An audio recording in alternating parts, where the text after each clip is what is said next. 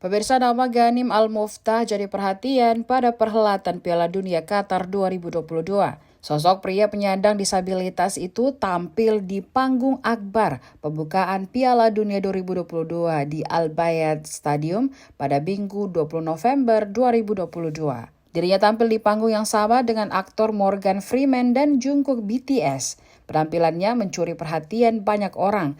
Dia tampil berdialog dengan Morgan Freeman membawa pesan persatuan. Siapa sebenarnya Ghanim dan apa pekerjaan dan prestasinya? Ghanim merupakan warga Qatar. Ia dikenal sebagai YouTuber dengan konten yang menginspirasi. Dikutip dari Kompas.com, Ghanim diketahui terlahir dengan kondisi langka yang dikenal dengan kasus caudal regression syndrome atau CDS. Kondisi itu membuatnya terlahir tanpa bagian tubuh bawah atau bagian kaki. Tak ingin berlarut-larut dengan kesedihan, dia memilih memberikan inspirasi hidup ke banyak orang lewat konten media sosialnya. Meski berkekurangan, dia tetap bersemangat menggapai pendidikan setinggi-tingginya sambil berkarya. Aktivitasnya mencapai gelar di perguruan tinggi di jurusan ilmu politik kerap ia bagikan ke media sosial YouTube atau Instagram miliknya. Tidak cukup sampai di situ, meski punya keterbatasan, Ghanim dikenal suka beraktivitas olahraga ekstrim. Ia sempat mencoba scuba diving, skateboard, hingga panjat tebing.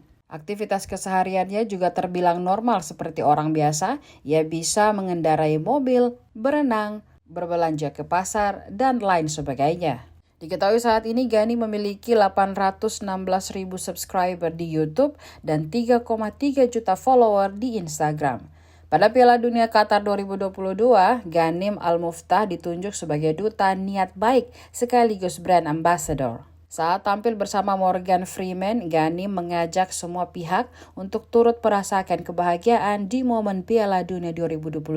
Sebelumnya, aktivitas di balik layar dengan sejumlah pesepak bola kenamaan juga menarik perhatian.